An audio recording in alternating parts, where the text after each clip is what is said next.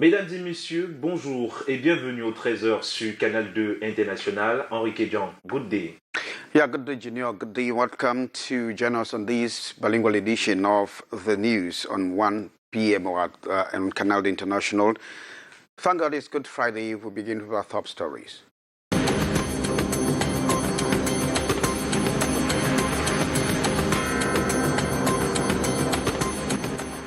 In Bethlehem, he was born, and in Golgotha on the hills, he was crucified. Christians, faithfuls the world over are today commemorating the crucifixion of Jesus Christ, a moment which draws them nearer to Lord in faith and prayer in the context of the global pandemic. Comment comprendre les coupures intempestives de l'énergie électrique au Cameroun? Le phénomène s'est très vite installé dans le quotidien des Camerounais qui jubilent au moindre retour de la lumière dans les chaumières. À Yaoundé, on semble avoir des réponses. Vous le saurez dans ce journal. And Cameroon opposition parties put up a united front to fight for electoral reforms. Can these come together of the opposition divide forge any electoral change in the country? Details will be coming up in this edition of the news. Thanks and welcome to join us. Good day.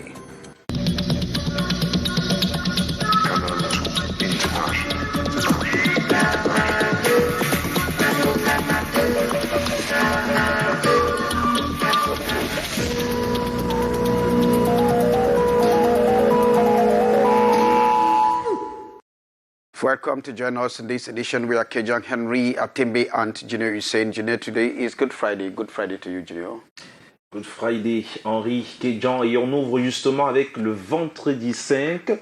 L'Église universelle commémore ce jour la mort du Christ sur la croix, vendredi saint, entamé par le chemin de croix à la paroisse Notre-Dame de Nazareth de Bafia.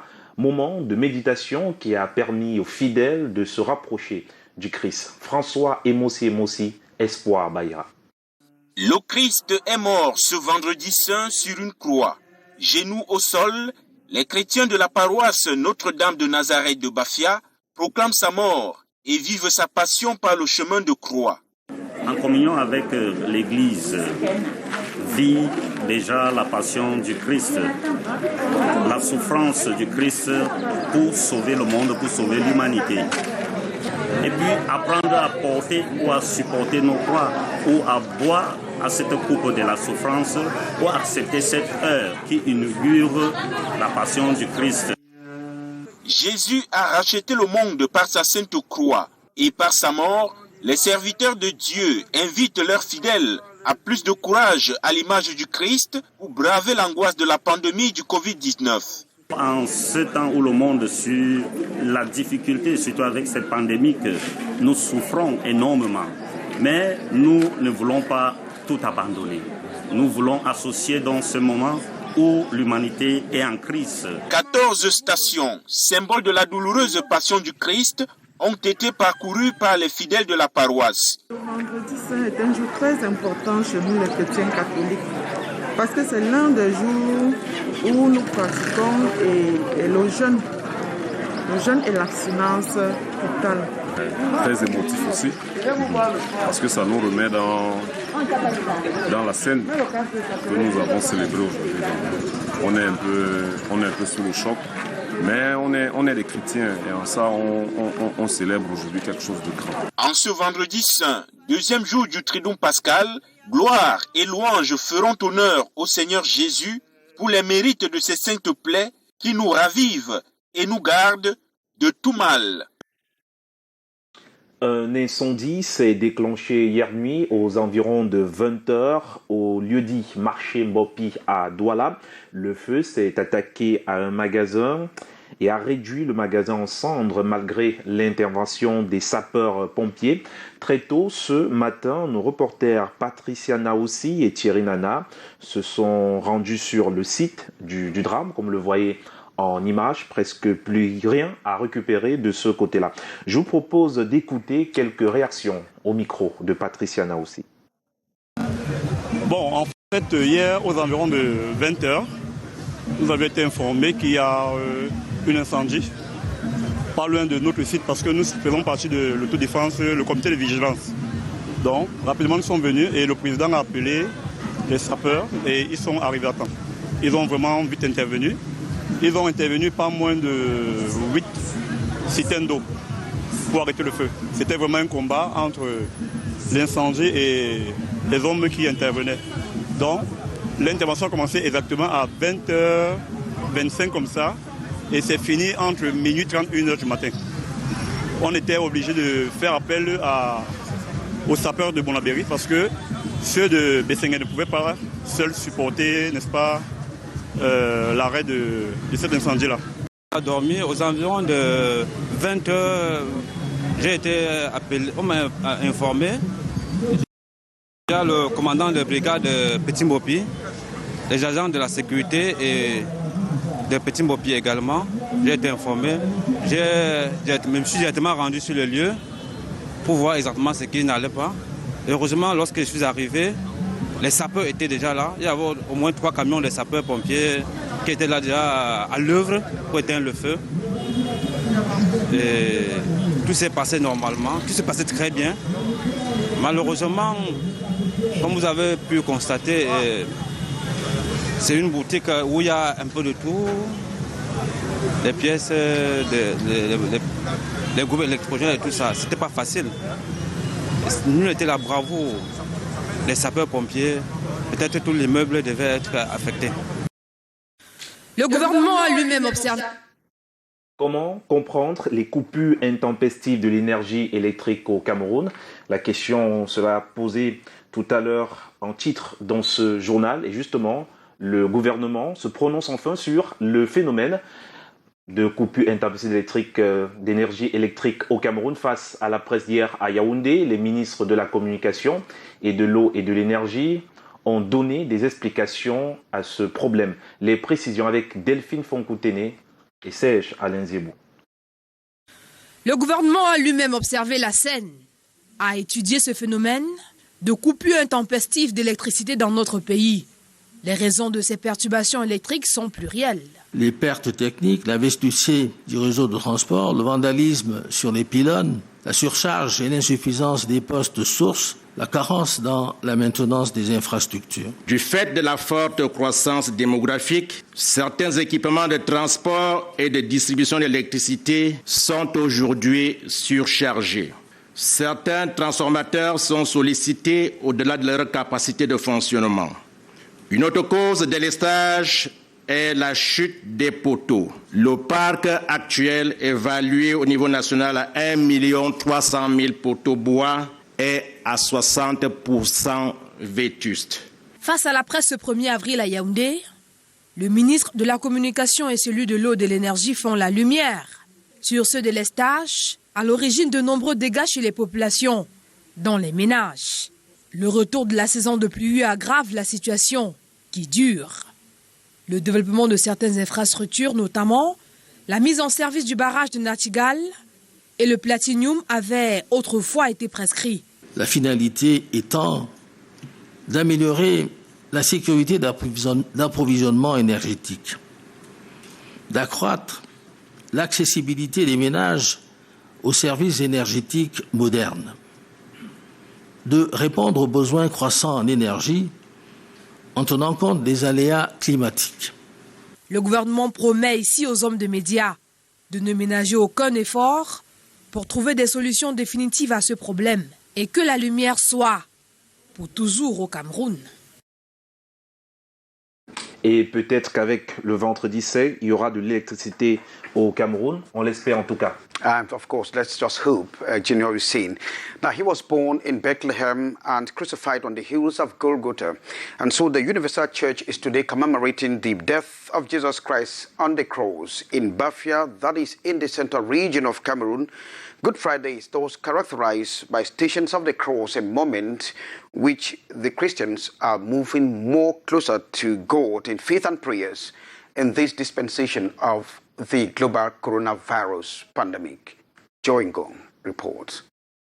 Jesus Christ is believed to have died today on Good Friday. With bended knees, Christians of Our Lady of Nazareth Parish proclaims his death and live his passion through Stations of the Cross. In communion with Christ, The church is already living his passion, the suffering of Jesus to save the world and humanity, and to learn how to carry our cross. Jesus saved the world through his holy cross and his death. The men of God invited their faithfuls to live in faith and bar the road against the COVID-19 pandemic. In these times when the world is facing difficulties with regards to the pandemic, we can't abandon everything. We rather have to come together in Christ. 14 stations to symbolize the painful passion of Christ was observed by the Christian faithfuls of the parish. Good Friday is a very important day for the Catholic Christians, as it is one of the days where we observe fasting and abstinence. On Good Friday, which is the second day of the Paschal Triduum, glory and honor will be rendered to Jesus, who saves us from all distress. Well, thanks very much, Joy Ngong. And we move to something different. This time a fire accident, so a blistering fire that actually ravaged a shop at the Bopi main market this last evening at about 8 p.m. That is in Douala. Now the shop, the fire actually razed a shop. Unfortunately enough, it could not encroach to other shops in the Bopi market thanks to the rapid intervention of the firefighting unit. And so the shop or the fire was extinguished and could only just finish burning down one shop before the elements of the fire brigade arrived at the scene. And the cause of the fire accident is yet unknown. We'll be bringing you updates on that. Now, a cluster of some opposition parties have met to make sure they forge for electoral reforms in the country. In a press conference last Thursday, Maurice Kamto, Joshua Osih, Cabral Libby, Ndamjoya Tumaino and others said they will breach all the odds or brief all the odds to make sure they forge for electoral reforms, despite the press conference being punctured by the divisional officer for Yaoundé 1.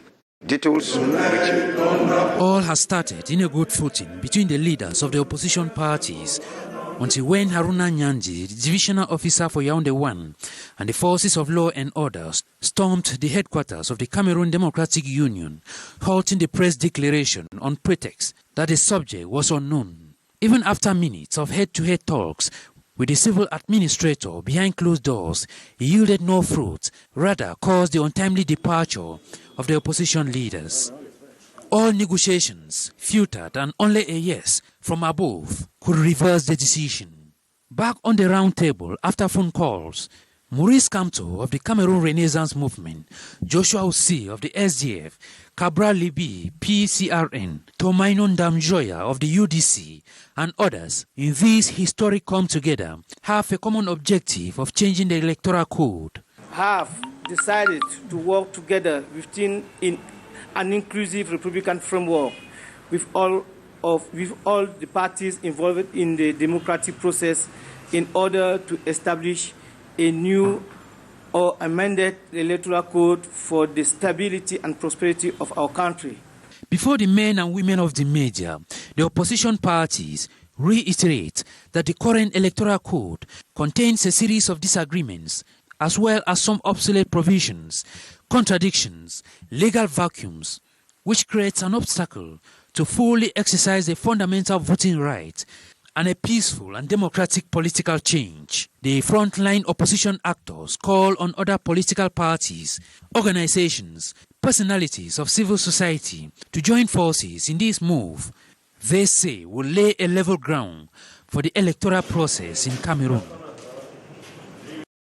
Well, thanks very much, Hasincha. We stay with you where you are questioning whether or not these come together by opposition leaders can yield some fruits. Now, they know that the electoral code has always been problematic to opposition parties in the country and have always resulted in post-electoral conflicts, protests, and even sometimes boycott. And so the suggestions for amendments were always made or has always been made, always made by different political parties have fallen on deaf ears. You tell us more. It has been a long-time battle between the opposition political parties and the government over the electoral code.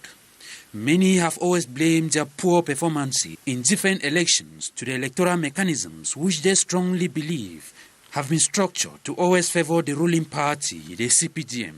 Think of the Social Democratic Front of Ni John Frunzi alongside the National Union for Democracy and Progress and the Cameroon Democratic Union, who all boycotted the 1997 municipal and legislative elections, advocating for a change in the electoral process, especially when they felt much cheated in the 1992 presidential elections, facilitated by the electoral weapon. A similar situation in 2020, when the Cameroon Renaissance Movement of Maurice Kamto decided to stay off the February 9 municipal and legislative elections and all future elections until the electoral code is amended, a code Kamto and his followers felt was a stumbling block to his electoral penalty scored in the 2018 presidential elections. From the era of the Ministry of Territorial Administration as the electoral body and now Elections Cameroon, many opposition parties, notably the SDF, NUDP, CDU and the CRM, have filed in a handful of propositions on the amendment of the electoral code, but this has yielded very little fruits.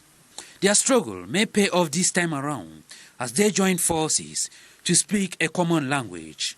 The ball is on. Well, thanks very much, Hassan Dio. Et à la suite justement de ces deux éléments, le RDPC dit avoir pris connaissance du communiqué publié hier par 7 partis politiques d'opposition, de l'opposition, au sujet de l'élaboration d'un système électoral crédible. Dans un communiqué signé ce 1er avril 2021, le secrétaire à la communication du RDPC, Jacques Famindongo, mentionne qu'il revient au Parlement seul de se prononcer sur la recevabilité d'une éventuelle proposition de loi et que toute contribution émanant des partis politiques, organisations ou personnalités de la société civile et exploitée par un secrétariat technique ne serait que logorée et fantasmagorie. Le Parlement incontournable, souligne Jacques Famindongo. Autre note d'actualité dans ce journal, rentrée du 3e trimestre, ce sera finalement le 12 avril prochain pour le primaire et le secondaire. Le doute a été levé hier à travers un communiqué conjoint des 2 chefs de département ministériels qui informent toute la communauté éducative qu'en exécution des très hautes directives du Premier ministre chef du gouvernement, la rentrée initialement prévue le 6 avril 2021 est reportée au 12 avril 2021. Le communiqué est signé Laurent Serge Etondingwa, ministre de l'Éducation de base, et Pauline Nalova-Lyonga, ministre des Enseignements secondaires. On parle culture dans ce journal depuis plus de 20 ans. À s'occuper de sa famille, l'artiste Jackie Ndoumbe est de retour sur la scène musicale. C'est incontournable du Makossa dans les années 80, très peu connu de la nouvelle génération, compte sur son nouveau single pour enfin mettre un visage sur son nom. Lil Piedjou et Emmanuel Bivika l'ont rencontré pour nous. Reportage. Cette chanson, vous la connaissez, du pur Makossa.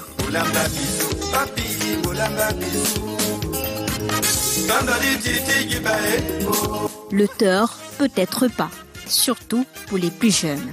C'est lui, Jackie Ndoumbe. Après plus d'une vingtaine d'années d'absence sur la scène musicale camerounaise, il est de retour dans son pays natal. Jackie Ndoumbe annonce déjà les couleurs avec son nouveau single Ngonamboa. Aujourd'hui, je suis venu pour faire Ngonamboa. C'est un nouveau single qui va sortir là, c'est déjà fini. Normalement, c'est déjà dans les sites de téléchargement.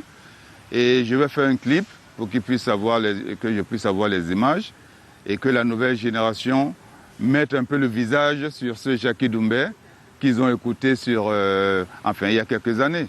En attendant la réalisation du vidéogramme, Jackie Ndoumbe a pris le temps d'écouter les autres.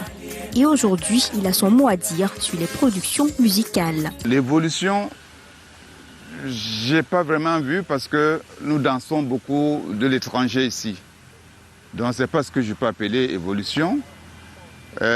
Sinon, il y a de la très bonne musique de certains artistes camerounais, les jeunes surtout. Je ne peux pas tous les citer ici. Mais l'évolution, je n'ai pas vu en ce qui concerne notre culture. Est-ce qu'on peut suivre le temps en oubliant sa culture? On ne peut pas. Moi, je crois qu'en suivant le temps, il ne faut pas laisser sa culture derrière. Cette analyse va certainement amener d'autres personnes à s'interroger sur sa personne et son expérience. Jackie Doumbé Mbimbe Doumbé Jacques.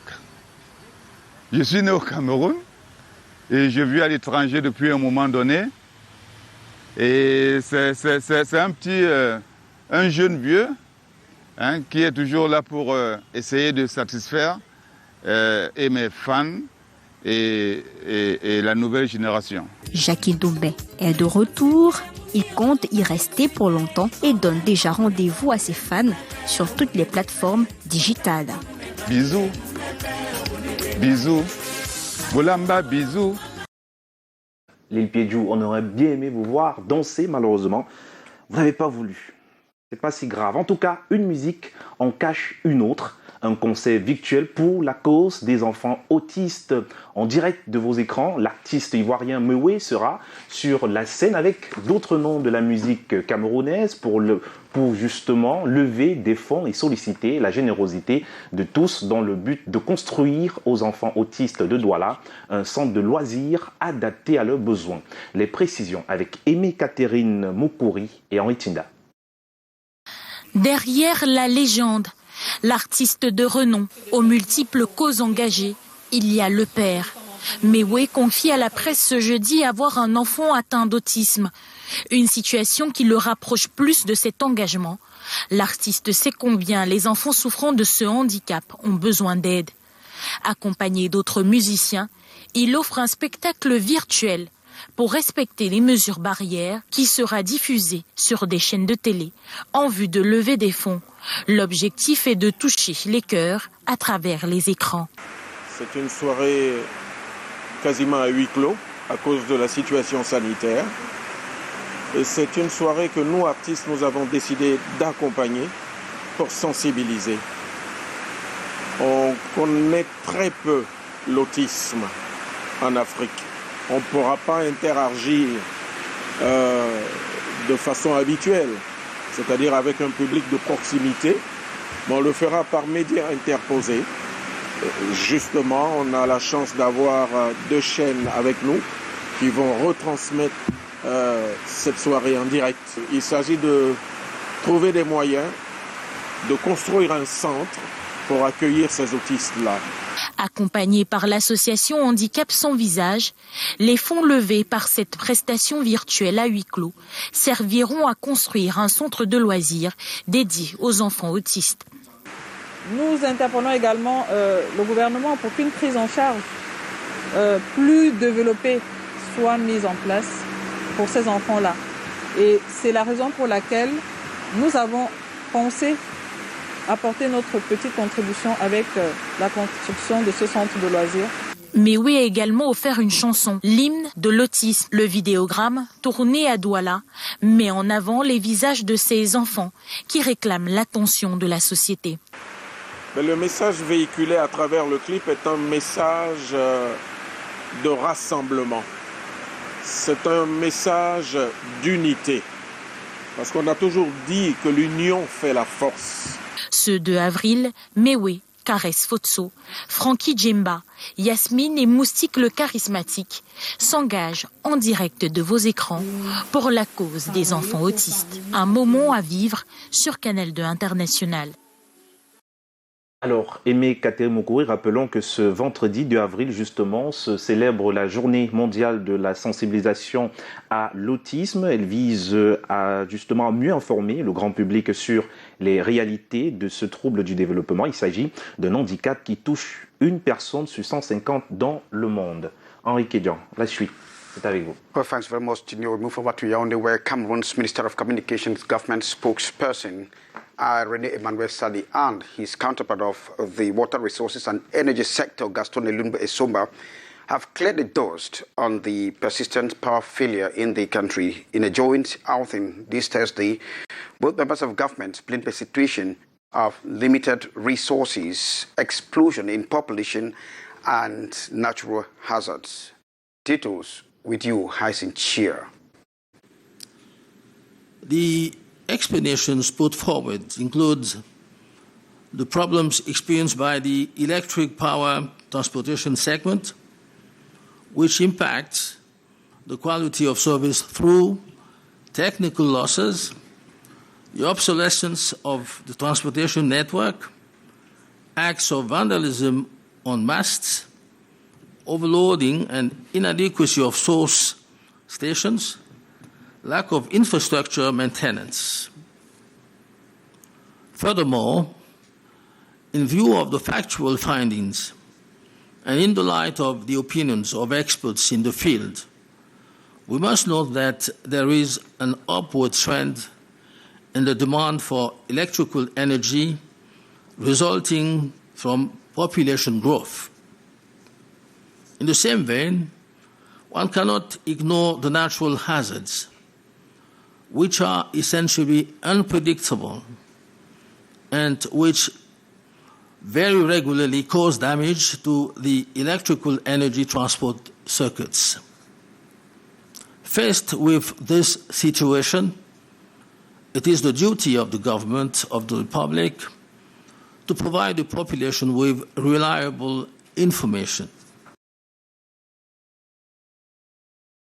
From the Minister of Communication, Rene Emmanuel Sadi, government spokesperson, now selected for us by Hyacinth Chair from our Yaoundé Bureau. Now, the new Border Airport police boss at the Douala International Airport has been cautioned to collaborate with the airport authorities to fight fraud and the COVID-19 pandemic in order to meet up with government's needs. The call was made by the Littoral Police Boss while officially commissioning the airport police boss into his new functions. Ambo Gladys Ntiba was there and now reports for us. By signing this register, Babangida Amadou takes over from Zachary Yao Alaji as the new commissioner of the border police at the Douala International Airport. The new frontier police boss is expected to fight against the numerous forms of trafficking at the airport, fight against fraud, corruption, instill discipline and improve security and quality of work. While commissioning him into his function, the Littoral Regional Delegate for National Security, Raymond Esogu, described Babangida Amadou as a square peg in the square hole, emphasizing that he is up to the task with his rich career profile. The Littoral Regional Security Boss instructed him to collaborate with port authorities and administrators, as well as focus on research and, most of all, fight against the spread of the coronavirus pandemic. Well, thanks very much, Ambo Gladys Ntiba. Coronavirus can be traced from animals as the second wave continues to wreak havoc globally. Now, experts in animal disease have been trained on how to prevent such a transmission from animals to humans. Regina Tandaleke. Research has shown there is enough evidence to indicate that the coronavirus was transmitted from animals to men. Given this origin, animals in general are potential carriers of the COVID-19. In Cameroon, the National Veterinary Laboratory in charge of producing vaccines against animal diseases has been called upon to diagnose coronavirus in animals. Coronavirus is a zoonotic disease. That is a disease that is transmitted between human and animal. And as animal health experts, it's our duty to look after this pandemic based on animal cases. So this diagnosis is the same protocol anyway, the same laboratory protocol, but the type of samples will change. And it's normal for us to make a survey, start surveying this virus. In collaboration with the Centre Pasteur specialized in the diagnosis of disease in man and animal, a 3-day workshop has been held in Garoua Nord region of Cameroon to reinforce the capacity of personnel on the SARS-CoV-2 in animals. There have been cases reported in other places where they got the virus on cats, on some dogs, and some other domestic and wild animals. So it's our duty to start the survey because those animals can stand as a reservoir of the virus. And then in the contact with the human, share the virus or spread the virus all over. This laboratory is a lone operational unit to diagnose disease in animals. Experts believe monitoring contamination in animals will permit better understanding of the pandemic. So during the training, we have to send them out to isolate the RNA, which is the genome of the SARS-CoV, the virus of COVID-19, and how to do the PCR in order to detect the viruses. Apart from knowledge sharing on the biological diagnosis of COVID-19 animal transmission, attestations were equally handed to participants of this 3-day training. Well, thanks very much, Lidina Tandalukek. And that report brings also draw this curtain for this edition of the 1 p.m. Bilingual News. I've been Kejang Henry Atembe and Junior Hussein, wishing you all the best and say Happy Easter in advance. Happy Easter, Junior, in advance. En tout cas, passez un très beau week-end, Henri et Kejang. Merci donc à tous de nous avoir regardés. Et surtout, n'oubliez pas que le journal sur Canada International est également en direct à partir de 13h sur notre page YouTube et bien sûr 19h50 également sur notre page YouTube et sur Facebook. À très bientôt.